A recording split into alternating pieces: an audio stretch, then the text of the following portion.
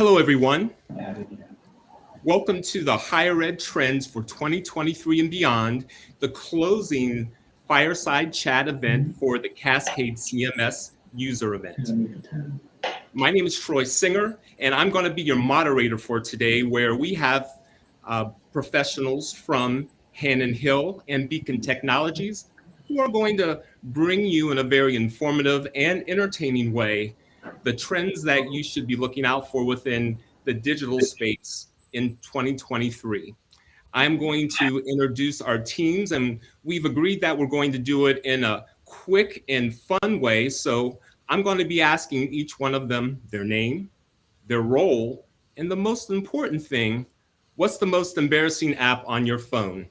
We're going to start out with the team from Hannon Hill. And if you could lead the way. All right. Yeah. Hey, everybody. I'm Kathleen Jones once again. Good to see everybody virtually here.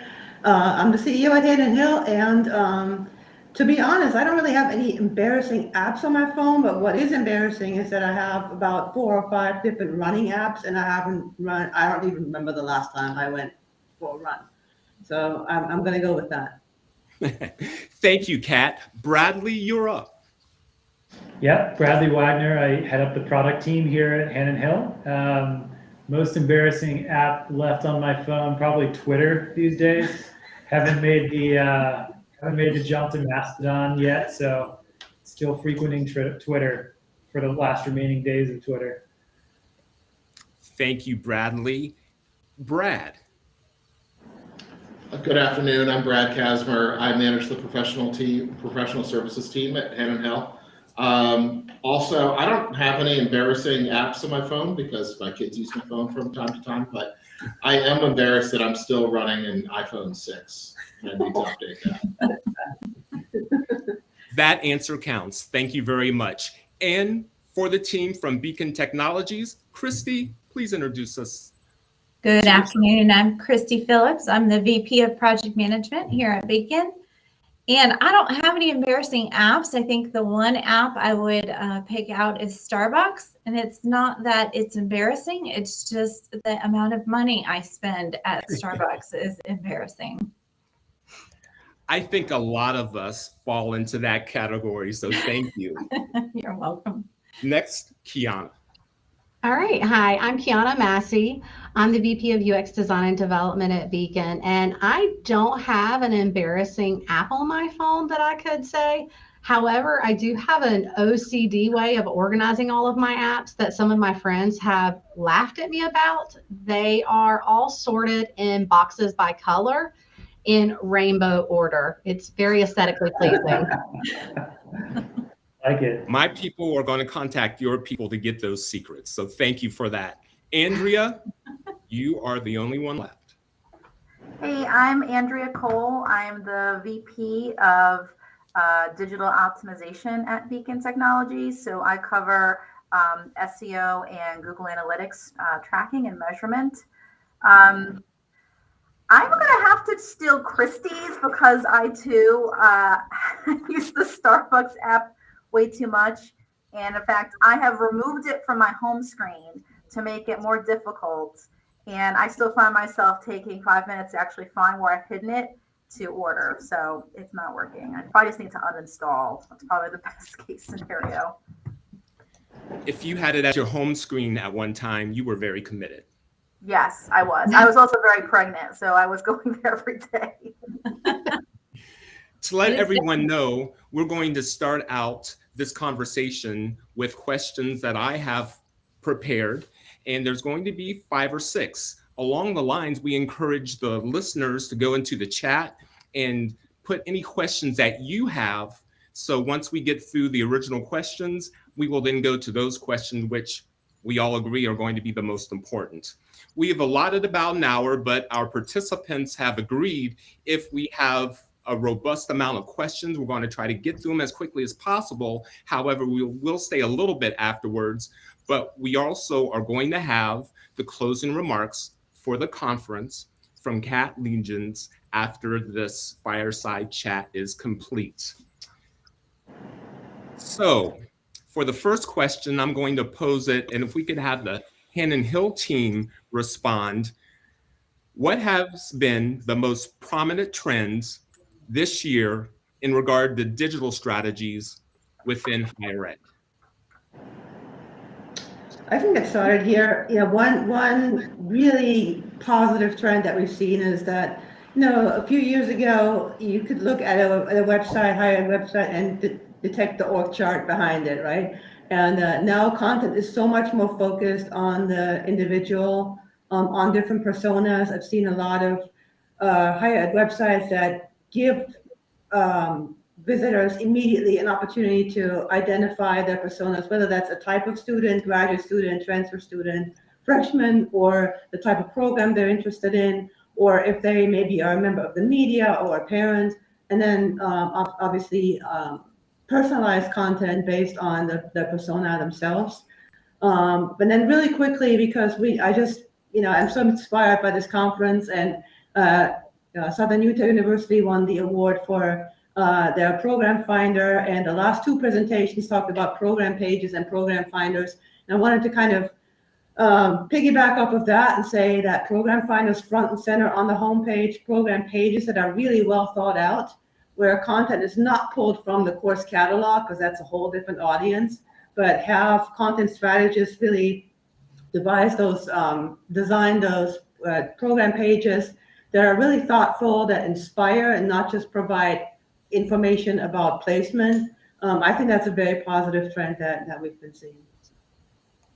Yeah, and I can add to that as well. One of the things that we're really seeing as a big trend this year is just refocusing the content on prospective students, really making sure that that information on the website is creating an image for the school that's going to resonate and attract this generation of students.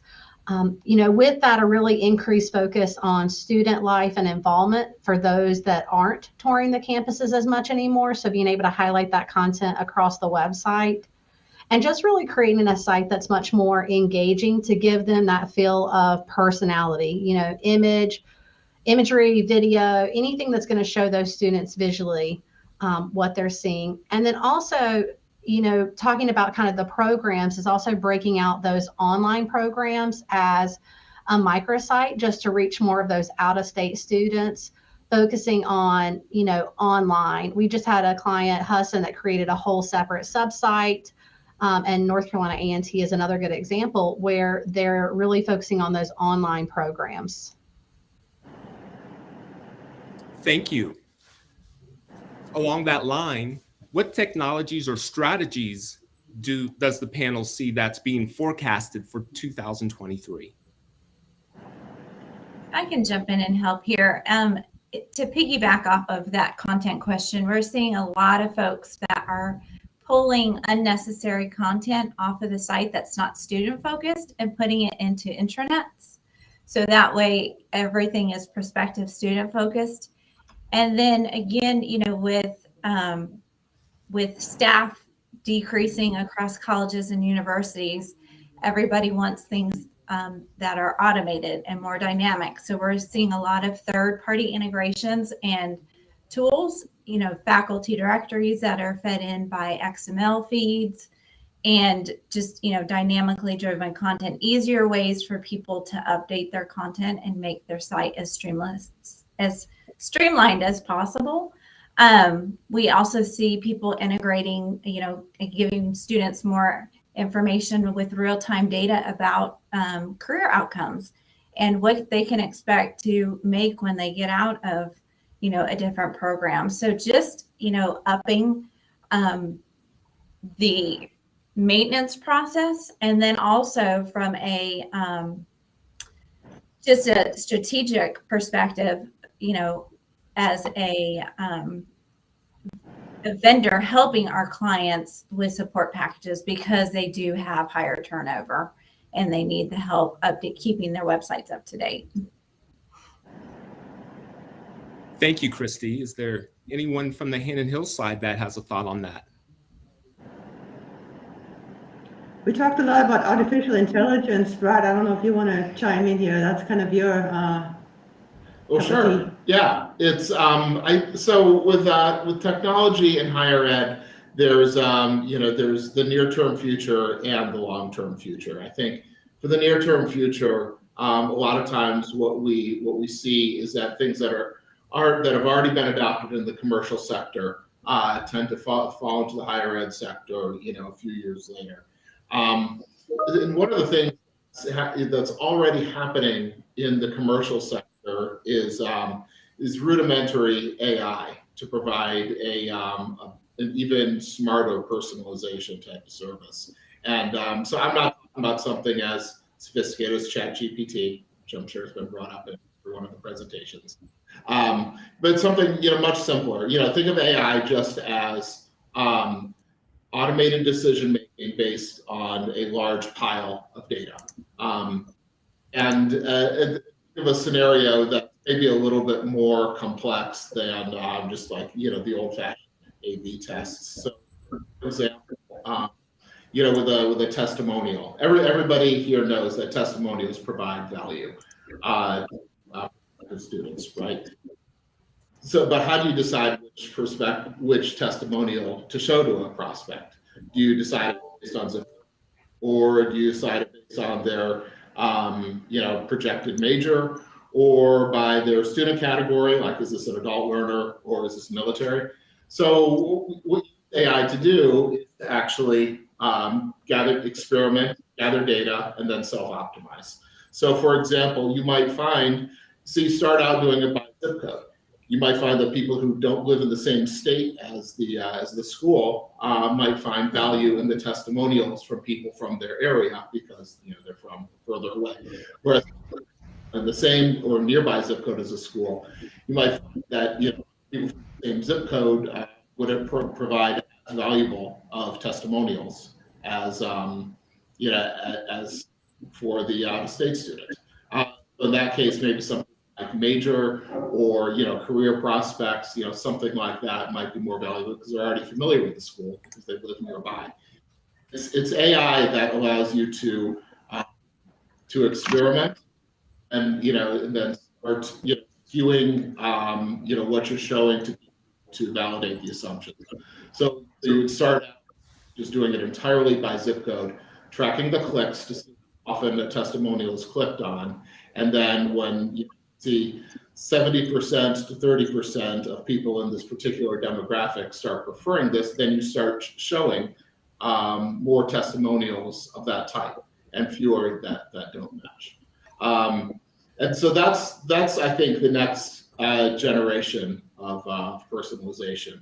Of course, Bradley brought this up earlier, but when do we get to the point where you don't actually have to write a rules engine to decide, do I look at zip code major, adults, learners, military, other types of non-traditional students? When does it figure out how to do that without you having to write any code? I haven't seen that yet. I think that's the type of AI that's going to come in years to come. Probably not that far away.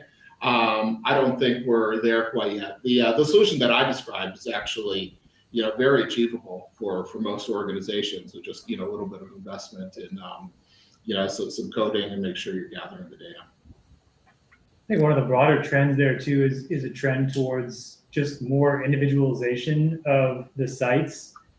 And forcing organizations from a strategic standpoint to think about how to cater all of this content in their sites to specific people. On the technology side, that AI doesn't even have to be something that you directly use. You think about something like chatbots, which are pervasive in the commercial sector.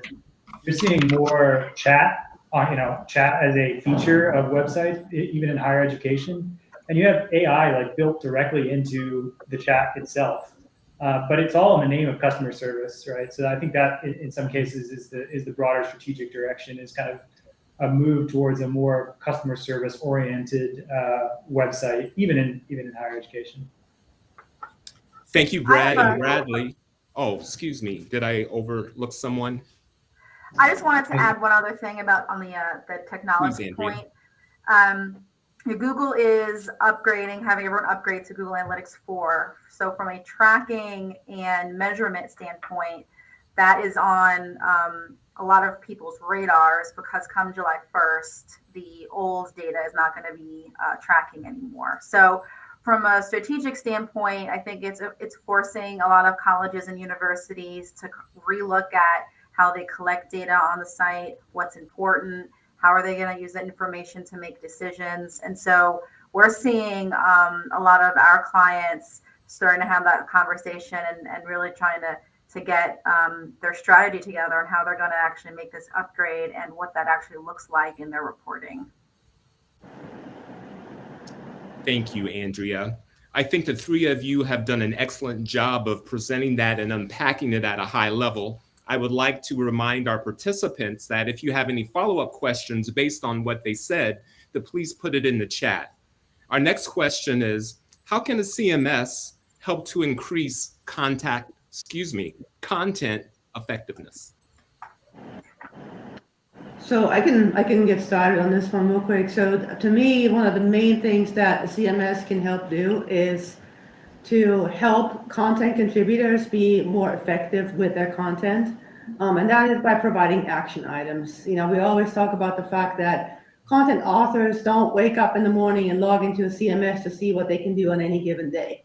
So we want to make sure that content is effective, and that means that it's up to date, that it's free of errors, that it's accessible, and that it doesn't have any issues that might negatively impact the user experience. So one of the main things that I believe a CMS can do, and I think the overall CMS vendors can do a better job at, is to provide users with those types of action items, keep those content contributors focused and engaged, and you know, by keeping them focused, don't show them things that are beyond their control, that are not their responsibility. They don't need to see how to preview content in 20 different browsers. There's just nothing they can do. It only leads to decision fatigue, and it completely distracts them from the actual task, which is providing high quality targeted content to their audience.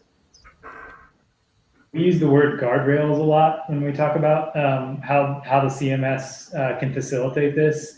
And we also have an opinion on this with respect to the way we manage content. So we focus a lot on structured content over just sort of free form WYSIWYGs, where people can go in and enter in content any way they can. But that's an effective guardrail, right? You're forcing users to kind of build within constraints. And I mean, constraints can breed creativity in ways that we might not otherwise expect. Kat also touched on analytics and things like that. Measurement, obviously you got to start measuring before you can really start improving things. And so whether that's using analytics and overlaying that into the CMS or using third-party tools, that's a huge opportunity to be able to improve content. Absolutely. I think also, keeping your terminology simple and easy to understand. A lot of colleges and universities want to use their terminology when that terminology isn't geared towards prospective students. So keeping that, thinking like a prospective student and keeping that terminology in mind, keeping it consistent, staying on brand with, voice and tone, and just creating a well-governed, workflow process helps as well. Yeah. Go ahead. And that kind of ties into what Bradley and Christy said, putting those guardrails in place, locking down the branding, I think is really, really important for a consistent experience. And more importantly, it really forces your content authors to not rely on styling to convey meaning. And we see this a lot where it's all about, make this look real fancy and rearrange these types of things and make it look a little bit differently. But you really run the risk of just relying too much on the actual styling instead of just focusing on the content itself. Yeah, and with respect to branding too, I mean, one of the things that we've been encouraging people to do, and maybe this is like a little bit of a negative trend that we've seen recently, is solicit a lot of different viewpoints when it comes to the content on the site, but then curate, right? So, and this is where the CMS can be really effective, is in allowing a lot of people to contribute, but then having lightweight review processes and content checks in place to ensure that they're doing so within the brand guidelines. I think one of the maybe negative trends that we've seen of late is really almost a narrowing of viewpoints to where you're only getting one or two people that are actually writing for the web. And yes, we need people that are intentional about writing for the web, but we also need that information to be coming from a broader array of people on campus. And I think that's where CMS can really shine. Absolutely. And also, you know, a lot of what we hear in our strategy and focus group sessions is, you know, keep the homepage simple.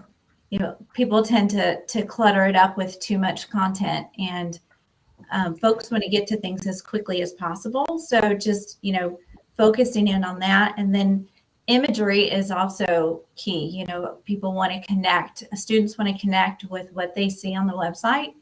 And we hear a lot of, well, I go to this college and I go to this university and I look at their website and it's stock photography, and that I just can't relate to that. That's not me and it's not achievable. And so then they get discouraged and they move on.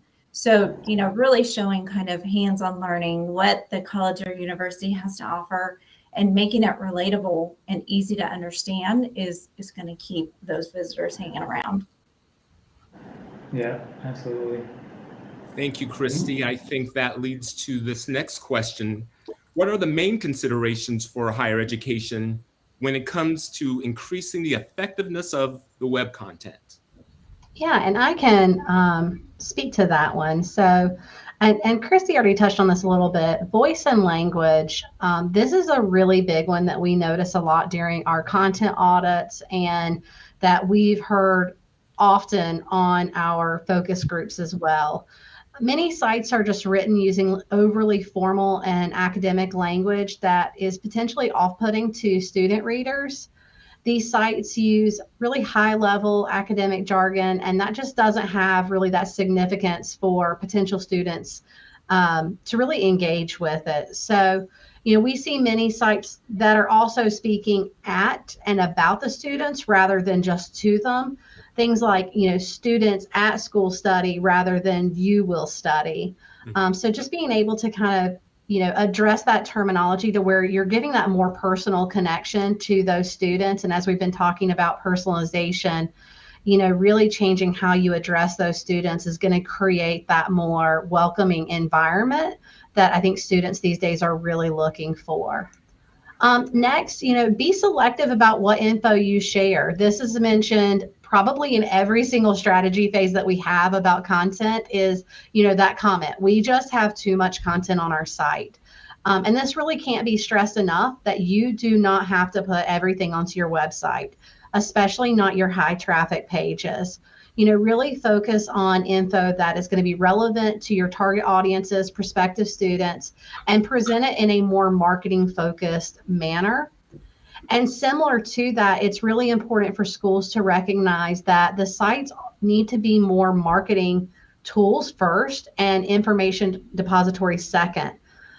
You know, or not at all if you also have an intranet that you can really store a lot of that internal information on. So those are, you know, some really critical areas that we've seen for effectiveness around web content.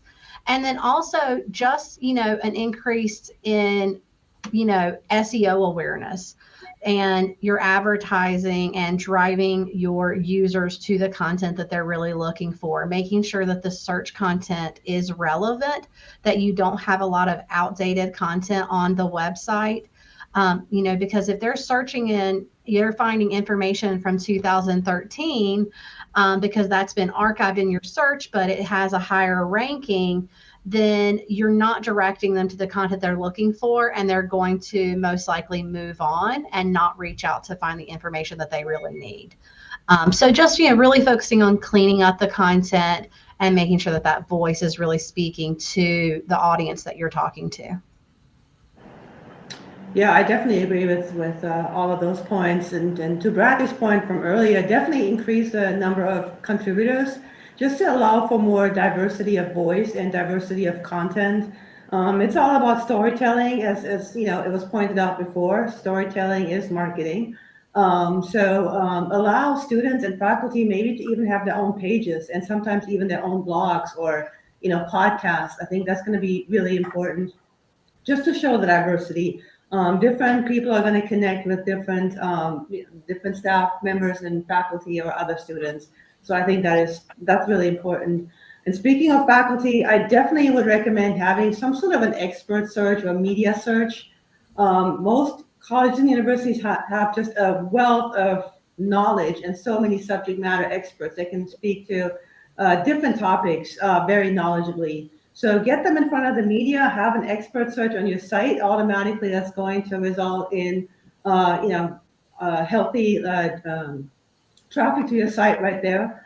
And then focus, in addition to the storytelling, in addition to the thoughtful program pages, focus on content and feature content that really care about that might be necessarily academic content.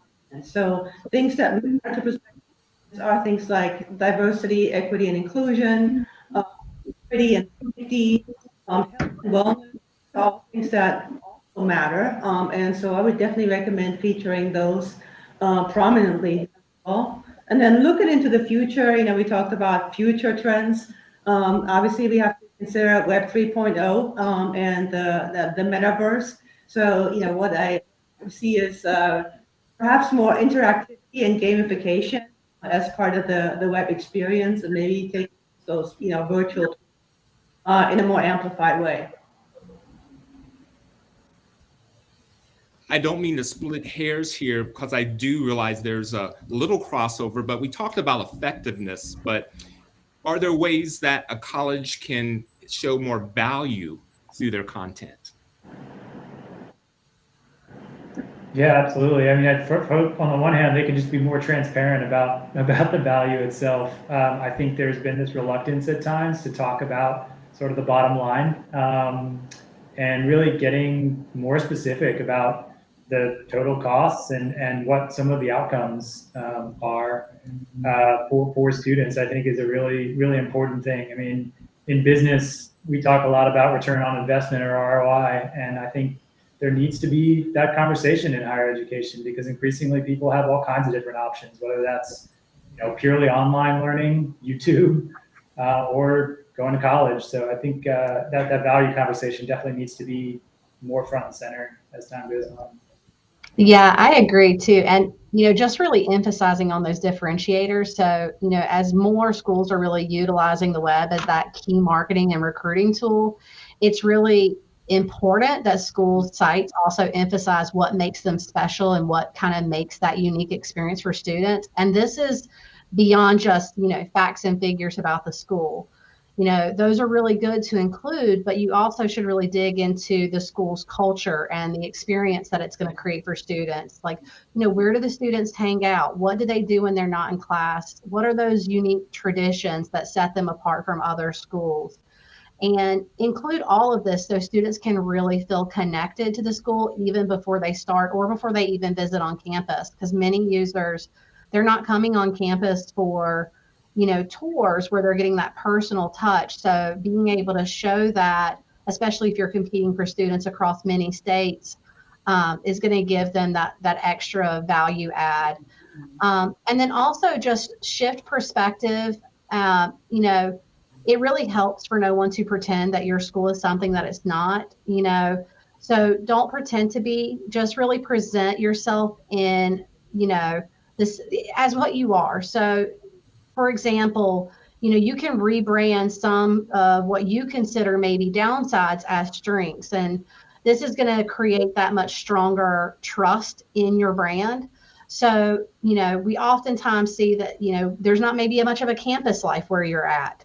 Maybe most of your students are commuters or they're online, and that's not a problem. You can just really focus then on dedication to meeting those students where they are and adapting to help students find a balance between their studies and other responsibilities, for example. But really highlight those as benefits to your students, because that's going to help target the audiences that you're really looking for. And also, you want to really lead with that key messaging. So, it's really frustrating when you go onto a website and you have kind of an impact area on the homepage that's taking up the entire top part of the page, just focusing on one particular program. So you really want that big picture messaging about the school not to be very buried down in the content or far down on the page. This goes back to really remembering that your website is a marketing tool, primarily for prospective students and not just an information resource for current students. So we really want to tell the story early on to really show that personality and capture the audience. And then lastly, I'll just say, to really, show more value and effectiveness around your content, create some engagement with social media. It's a really great way to speak with students, as long as the school remembers that, this is a place for marketing messages. You can have a dedicated resource ready to respond to student comments and questions. If you are going to use social media marketing, it really is a full commitment and an all-in effort. It just can't be an afterthought. But if it is really engaging, we've seen that our clients that have a really engaging social media and feed that into their homepage or into some of their department pages, it really helps to create that fresh content on the website and also really promote that student life, academic successes, and Bradley was pointing out, what is the return on investment? You can show testimonials there or alumni successes or students in their career after graduation. So it's just, again, creating that personality on the site. I think there's something that Ontario Tech is doing that's really cool in terms of maximizing the value of their content. They've set up some view books, and these view books get tailored to to each individual visitor. So the way the work stream goes is a visitor can opt into entering a little bit of information about themselves, including areas of interest. Areas of interest can be anything like financial aid, campus life, studying abroad, what's the admissions process like, give me more information on major. So the visitor tells them what they're interested in, and then they're presented with a view book. So the view book is really just a microsite, but the content is assembled on the fly, and they have a handful of these microsites already built out, and then they get further customized by the check boxes that got checked. But it's a great way to make sure that your visitors are seeing the content that's most important to them, and allowing them to drive the decision too. So they can go back and change their preferences if they want to see something else. But if there's something that's really important to them, this is an easy way to highlight that valuable content. Thank you, Brad. And there were a couple of, I would say, I felt compelled to say amen as you went through some of those things. We certainly appreciate it. I also want to remind our participants that we don't have leaders like this from these organizations together that much. So please take advantage and ask the questions. If you're thinking it, I'm sure someone else is thinking it. I want to thank Debbie Nichols, who did raise a question, and she said she would love to have a resource page where program page layouts made in Cascade are linked to, that are linked to, and then other key items that are in demand, a place where we can connect to other Cascade campuses for ideas and resources. So I'll ask our panel if we can respond to Debbie's inquiry. I think that would be an amazing topic for our monthly meeting with our Cascade user group. So we're going to convey that to our customer success team. We certainly can we can compile a list of program pages that are powered in Cascade and kind of share that information. But to really foster the community and have that discussion, I think that could easily be one of our upcoming topics in our monthly user group, where a lot of our users can get together and we can exchange some ideas. Yeah, I will definitely convey that to the customer success team. Thank you for that suggestion, Debbie. Are there any other responses? Another question we have is, how often are chatbots utilized by users on collegiate websites? That's a good question. I wish we had statistics on. I don't know if anybody has any to share. I know from my standpoint, I use them all the time when I'm on websites of various kinds. So I don't know that we have exact numbers on that, but I would hope a decent amount. I mean, particularly in the age of kind of instantaneous customer service, I would hope a lot. I kind of almost think of them too like the internal site search. where it's not used a ton. Like the typical internal site search is like 5 to 8% of users. So chat is probably somewhere in the low range of that percent. But what's interesting is that even though it's a low percent of users, the likelihood of that user to convert or continue on in the admission cycle is extremely high. So even if that number is low, you're catering to a very interested party. And so, chatbots and chat just really usually being pretty cost effective, it does make sense to have that on sites where they're missing right now, because they are becoming basically a standard similar to how internal site search functions. Yeah, and to piggyback off of that, Andrea, I know for a lot of our clients, we're not seeing them on the full site, but we are seeing them specifically under admissions. And so we're getting a lot of requests, and it's a trend that's picking up to install them under admissions or, under academics, and those two places where, people generally have a lot of questions once they get to that point. Yeah. And so I can't speak to how often or how much they're utilized, but I could estimate that, from what I've seen, about 10 to 20% of university sites have them. So, so start from there. But yeah, again, like how often does a visitor actually use that tool? We don't have that data. That would probably have to come from, somebody in the audience might actually know that, but I don't. I like what Andrea said though too, where there's just a really high signal to noise ratio there. Whereas you may have tens of thousands, hundreds of thousands of visitors coming to your site every month, but the number of people that are actually then interacting with that chatbot, that's expressing a level of intent that should definitely be noticed and taken advantage of. But yeah, I would love to hear if anybody from the audience has any anecdotes on that, how often they see their own chatbots being used on their site. We have a question from Russell. What is the best practice regarding displaying archived content, such as showing past year's members on a student government, staff, Senate, or faculty Senate sites? Yeah, and I've worked with this a little bit as I've worked through content audits and content migrations. And there's definitely a few different ways that we've seen this tackled, but typically, if you create an archived folder and make sure that it's properly labeled and have clear call to actions to where they can also see the current year. So if they do kind of get trapped in that like 2013 list, they can very easily go to the current list if that's really what they were looking for from the search.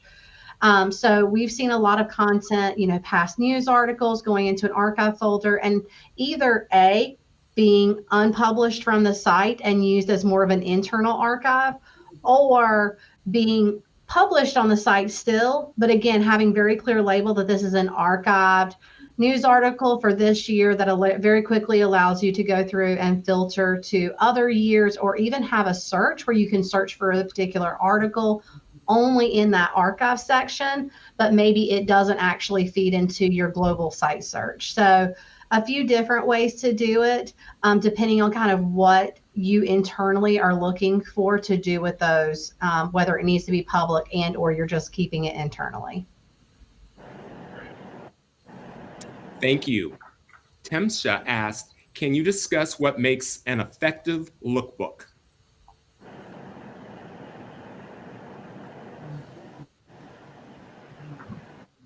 I can kind of speak to that a little bit. I haven't worked a lot with lookbooks. And you might have to elaborate for me. Are you talking about more of a digital lookbook where you're integrating in like a PDF lookbook, or just digital and having those as content pages on your site?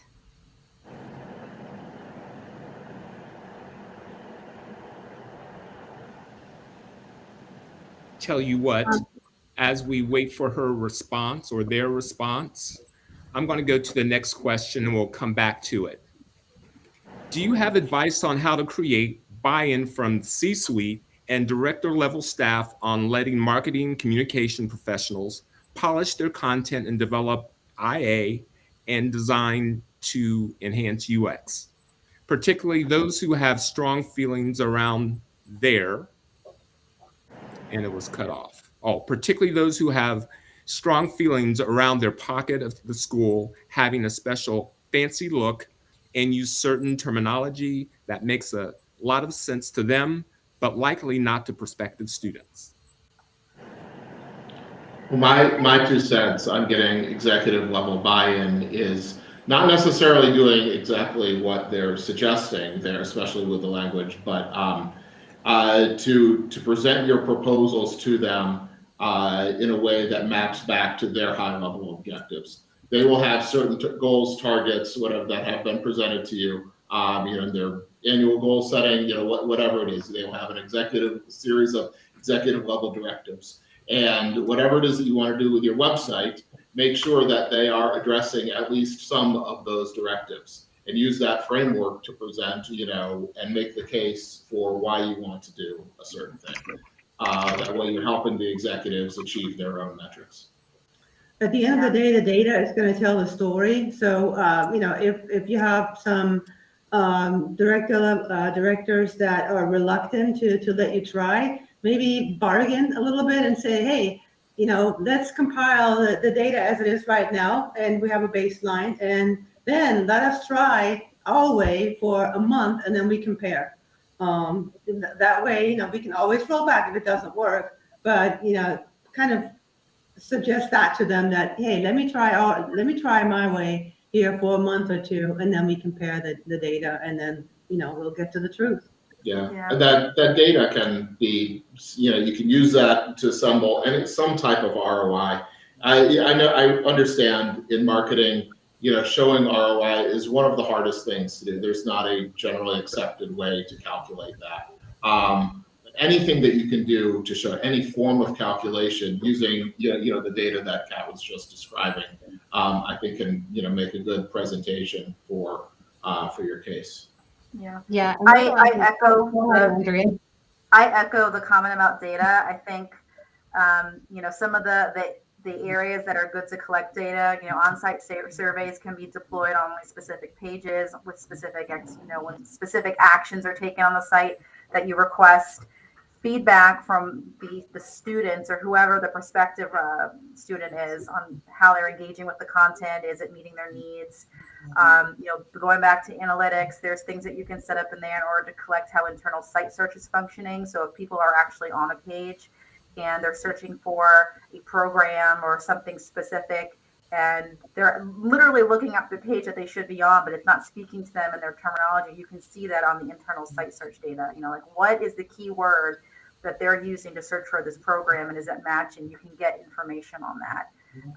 I think, and then also even outside of analytics and site surveys data, there's tons of resources for just program research on what is the most commonly used term to talk about what it is that the program is, using that data to kind of show, there's this jargon internally that is used, but if you're actually trying to have someone enroll to either take a course or be a full-time student or what have you, this is how they're looking for that program. And so back to Brad's comment, if you're looking to increase enrollment, or maybe it's just the admissions looking to increase like lead flow on form completions, bringing that back to that goal and not just having it be a us versus them, or like almost like an ego thing. It happens a ton everywhere. If it's more based on data and you keep it around the data, it takes some of the emotion out of it, and it sometimes greases the wheels in those conversations. Thanks, everyone. Kiana, Temsha responded. I saw. Very good. Could you respond to that a little bit more? So, unfortunately, I know that PDF lookbooks are very common. We've ran into that. There's even programs where you can pull in that PDF to be more of a digital flip book versus just linking to the PDF. But one thing that I think, if you're really looking at pulling that into the website and having content that's going to be optimized, following your brand and creating specific content pages so that is coming up in your search and linkable. Some of the things that we could look at for that is, focusing on creating a landing page or even maybe a microsite around your lookbook that can be updated more frequently than your print version. And it can be much more engaging, where you're focusing on the student interest, incorporating in the student testimonials. Those could even be video or specifically audio content. And then just utilizing some degree of, interactivity, to where you're really bringing that lookbook to be, more motion oriented. You're highlighting specific programs and creating a microsite or landing page that's engaging. And then they could still download that digital PDF, but they're getting a lot of that content that you're trying to highlight in that lookbook directly on a landing page. Thank you. And I thank the panel for responding to the questions that have been offered. I would like to ask, what advice would you give colleges and universities with regard to prioritizing projects? I can take that one. So I think we've talked a lot about ROI, and I think that goes back to, there's a tendency in higher education to be too altruistic and not think of it as a business. And when you kind of reframe how you're looking at it and start thinking of it as a business, priorities and the things that are important in terms of increasing enrollment become a lot clearer. I think that also helps refine, like going back to the conversation about providing value. What is your unique selling proposition? What is the value? Whenever when you're buying something online or in store, you start thinking about what is the company I'm buying from? What does their brand stand for? What is their history? And does it align with who I am as a person? And then if I go ahead and I move forward with the exchange of money, and what am I getting in return? And in higher education, you can go as far as talking about a return, not just on that money when it comes to hiring, but the support that you're giving those students once they're graduated on finding a job placement or continuing their journey. You got to think of it though as it is an exchange of money. It's not, people are not going to school in order to just go to school. They're going to there for a reason.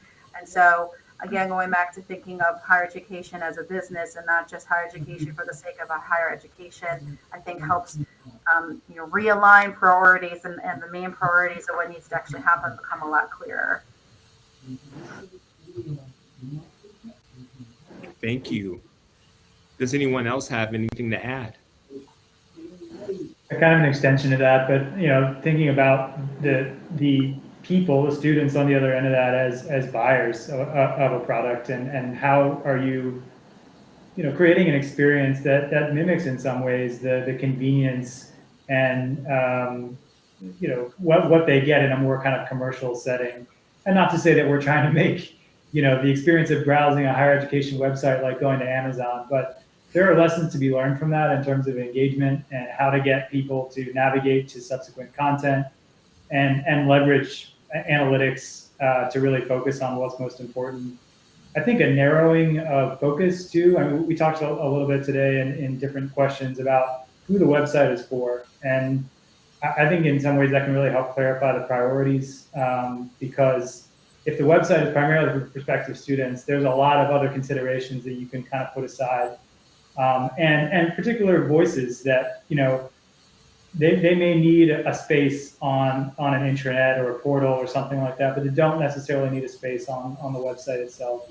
So just really thinking about who the intended audience is and letting that guide the decision-making on what you decide to focus on, particularly also with the resource limitations that so many organizations have right now.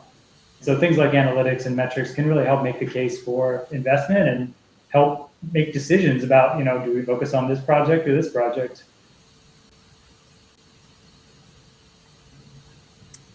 To the Beacon team, what is a recent Beacon Technologies project that has engaged the most students? There's so many. Kiana, do you want me to start and you can jump in?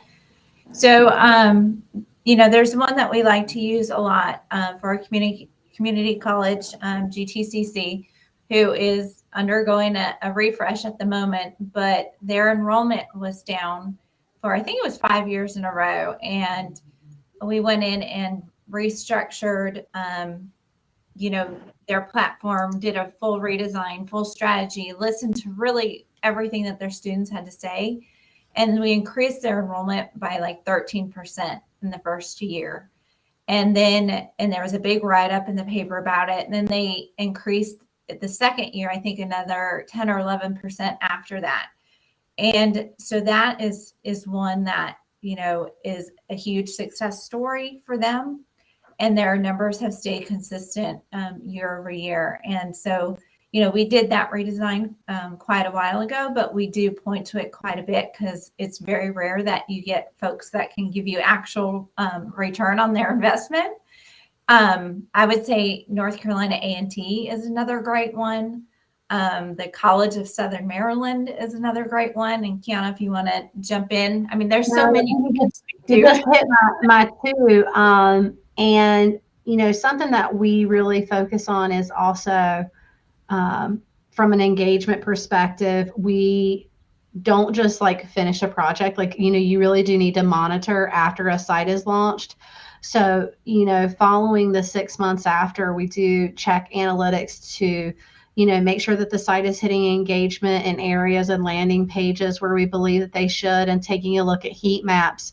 So, I just completed a project where on Lincoln, we looked at the academic pages to make sure that they were getting the interactions, and the programs and the departments were getting the highest 2 clicks, as well as the apply button, which shows that those pages from a design and a content perspective, we are driving the content to the pages that they want to see and the links that they're looking for. So we do see some really good interactions by utilizing heat maps after the launch of a project. Love that you guys are doing that, because I think there's so much focus placed on the launch itself that we forget to go back and measure afterwards to see how that's going. It's sort of a continuous launch process, right? Yeah. You're not just getting to your site launch. Yeah, we call it web health management, but your site launch is not the end of your project. It is an ongoing, thing that needs to be followed up on for accessibility and SEO and user testing, because you may think that something is going to work right in the design phase, or also have strong opinions, but after the launch, it may not work as intended. So it's always really good to keep that, monthly monitoring on your website, even after launch, to make sure that your students are engaging. Which heat map tool do we prefer? Sorry, I just read that comment pop in. We use Lucky Orange and Hotjar. And I believe, Andrea, you use another one for Microsoft Clarity, which both Lucky Orange and Hotjar are paid tools. Microsoft Clarity is free. So it just kind of depends on what you're really looking for. Microsoft Clarity will do a lot of what you'd look for a heat map. Lucky Orange and Hotjar also do things like on-site surveys and some other extra bells and whistles. But for a lot of our digital marketing clients, Microsoft Clarity does more than enough to get what we need. We have time for 1 or 2 more questions from our participant, or excuse me, from the audience. We'll say, my final question is, it might be the most difficult one. What are some things colleges should stop doing? Try We said lightly. I was going to say, I think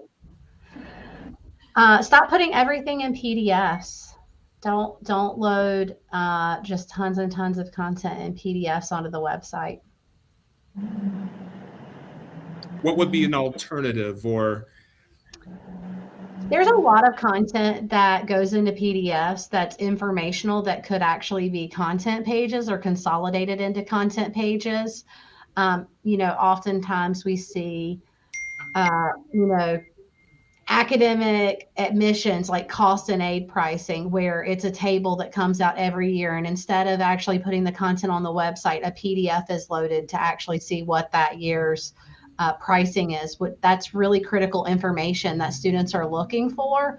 So being able to just have that information directly on the web page. For example, is something that would be really helpful, or even the admission steps. Like I've seen, the process for how to go through the admissions process in a PDF with all of the steps, but that's perfect content to actually build out a web page to help them understand, what that admissions process is going to look like. I think another thing too, Kiana, that we hear a lot, especially in our discovery and strategy phase of a project, is a lot of folks will say, well, what are you looking to do with your website? And they give us all these examples of what everybody else is doing, right? And they want to do what everybody else is doing, but they're afraid to be unique. And I think that uniqueness is what makes them stand out. So, don't worry about what everybody else is doing, and do what works for your college and your university. I will add, stop accepting data silos, especially when it comes to, marketing and enrollment. And we had a little bit of a chat yesterday, an impromptu chat with some of our customers here. And we totally understand that that's a major challenge. A lot of the marketing teams do amazing work. They put a lot of thought into their websites, into their content, their design. And yeah, they're being gold on the visits and the web traffic. But at the end of the day, it comes down to, did those efforts actually result in enrolled students? And there's still a disconnect between enrollment and marketing, where marketing owns the CMS and owns the website, and then enrollment owns the CRM. And if there's two data silos, then it's really, really difficult for marketing teams to optimize their digital strategy if they don't see that what they're doing is actually resulting in enrolled students. And I think, stop accepting that as a status quo, because I think that does need to change in order for marketing to be optimally effective. One of my big stop doing is, stock photography is fine in some cases, but if your entire website is nothing but stock photos, it is very noticeable to users. So, if you're trying to just pad in stock photos into columns just to add more photography to your website, you may actually be taking away from the content with your stock photos. Versus just maybe not using imagery, which we always encourage imagery and video, but I think it does need to be unique imagery that really speaks to your school, or it kind of takes away from that trust in that content. I also think in terms of the diversity of marketing done, a lot of the clients that we work with have very few marketing channels that they actually control. There's not a lot of diversity into the marketing. It's usually you've got people coming in through Google, and then there might be some social media money thrown here or there. There might be some display ads, but there's no true strategy, and it's very it's like a two-leg table. It's not very supported. So, we like to encourage our clients to do a mixture of make sure your SEO and organic search is handled, doing some just regular old text ads on Google. Those, I'll still outperform almost any display marketing that you can buy.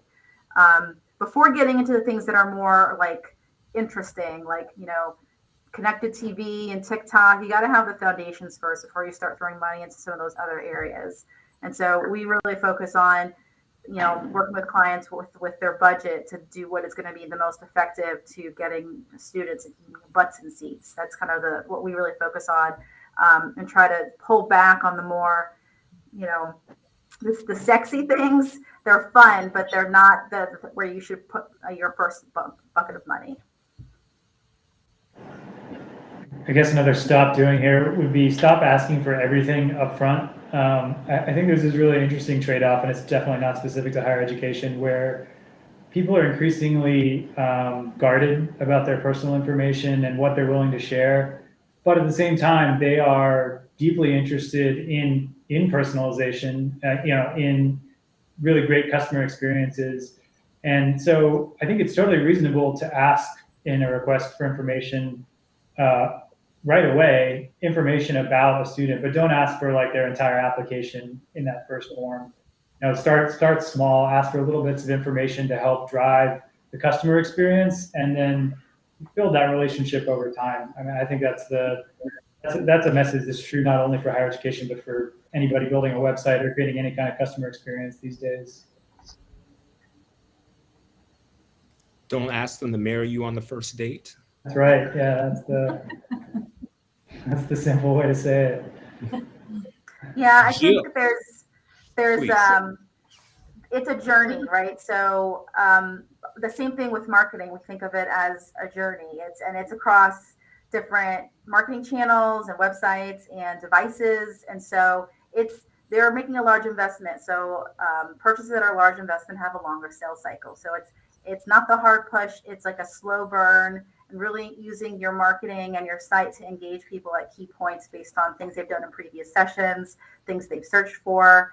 That's why it's important to have different calls to action and presenting those at the right time, and then having a good marketing mix that supports that. Thank you. Jill is asking, how does everyone balance the program marketing versus the academic program details? And she gives an example of the typical marketing wants it to be attractive, but then academics wants the information out there that might not be as user, or should I say, enrollment friendly. Does anyone have a response, or how to balance that, or maybe how to manage it within the organization? I literally had this conversation today with a client who doesn't have any program pages on their website at the moment, and they want to just implement course catalog. And, prospective students go to a site and they don't want to see the course catalog. They want to see what that program has to offer. If it's nursing, if it's, technology, they want to see the program. They want to see hands-on learning, and they want to know more about that program. And then if they're interested, on that page, you can link over to the course catalog so they can see what that looks like. But you want to have the pretty marketing, prospective student friendly page, especially if you're doing any sort of SEO or paid advertising. You need a place to drive those folks as well. And driving them to the course catalog is going to turn them off. So we always say, lead with the marketing page and then link over to the course catalog detail if folks want to go that deep. Yeah, and I think one thing that's really important too is that when you are going through the strategy and developing those, academic pages, is also creating kind of that clear communication explanation of why you're making these marketing decisions. You're changing the perception of the website, as we said, from more of an information dumping ground to a marketing tool. You can also look at really leaning into your governance once you have that policy in place of like, here's the purpose of our academic pages, here's how we're going to present that content, and here's the consistency that we want across all of our academic pages, so that as they bounce through different academic areas, they're not getting one that may just be a catalog dump of information, and another one that's more of a marketing focused page. So you can really use your governance and then the workflow process that's offered in Cascade CMS to, help make sure that those pages allow the academic team to put the content that they want, have it go through a workflow process for review, so that the marketing team can really make sure that those well-defined areas for marketing that are going to engage users are also on there. And then, like Christy said, and then of course provide the link to the catalog, but make sure that those explanations of outcomes, career outcomes, that return on investment for the students of what they're going to get after graduation is present on those academic pages. Thank you. I think this will be the last question, although I've been reading through some of the responses and some of the conversation through chat and everyone helping out each other. I encourage people to continue to put the responses in there and to view it. But my last question to the panel is, what is the best place to serve large images? An example is marketing includes Zoom background files that are 25 megabytes on Cascade. So The service that we try to get clients on is called Fastly. It's a content delivery network and image optimizer. We focus on site performance heavily, and usually images are the biggest offender that is affecting your site performance, like how fast your site is. And so the easiest solution, well, if you've got budget, which is always the crux of the issue, but is moving into a content delivery network and that has an image optimization feature so that you can both, cache and pull things quickly, but then also optimize according to the right file size and the file type. For higher education website with the number of content owners and image files that get posted, that's probably the best way to go. The other option is just a good old manual process of just condensing things down there too large. Yeah, that workflow, the governance and workflow really, if you have the ability to have someone dedicated on staff just to review those pages and take a look at those, and then also just limiting the file size that can be uploaded. That's also another way. And we like to put helpful text too within the areas where they're uploading images to recommend file size, what the image ratio needs to be, just as a reminder, not that it's always paid attention to, but as just a continued reminder that that's what the expectation is. We want to thank the panelists for a robust and wonderful conversation in response to the questions. My assumption is if anyone wanted to contact any of you, they would have direct ways to do so, or heck, maybe either through LinkedIn or through Googling your names. I had to do some of that in preparation for this and found it very easy to Google each and every one of you. My name, again, is Troy Singer, and I was honored to be your moderator. I like to say I have a podcast called the Higher Ed Marketer Podcast and would love for you to check that out. At this time, we're going to ask Kat Legions to offer closing remarks to this year's Cascade User Conference. Troy, thank you so much for the thoughtful moderation here. Thank you to all the panelists as well. Before we close out, I just wanted to reiterate just how humbled we are to be serving you, to have you part of our community. Your organizations change the world on a daily basis. And in fact, we share customer stories every single Friday. We talk about you all the time. And I think that you all do fantastic work.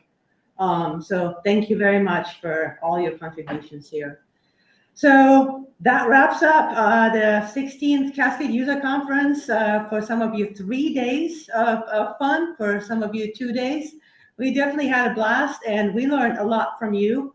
So thank you very much for that. I hope the experience was mutual. Like if you want to get in touch with us, you can find us on the attendee list in the WebEx app. And please send us an email. Otherwise, I think you know where to find us. Again, thank you for all of your very thoughtful questions, for being engaged throughout the entire event. And thank you to our sponsors and partners, Beacon Technologies and StayMates. Really appreciate your support. And of course, thank you to my amazing Hannon Hill team. You all are awesome. Thank you, Chris, for organizing everything. And we hope to see everybody soon. And we're going to go and celebrate a little bit. Take care.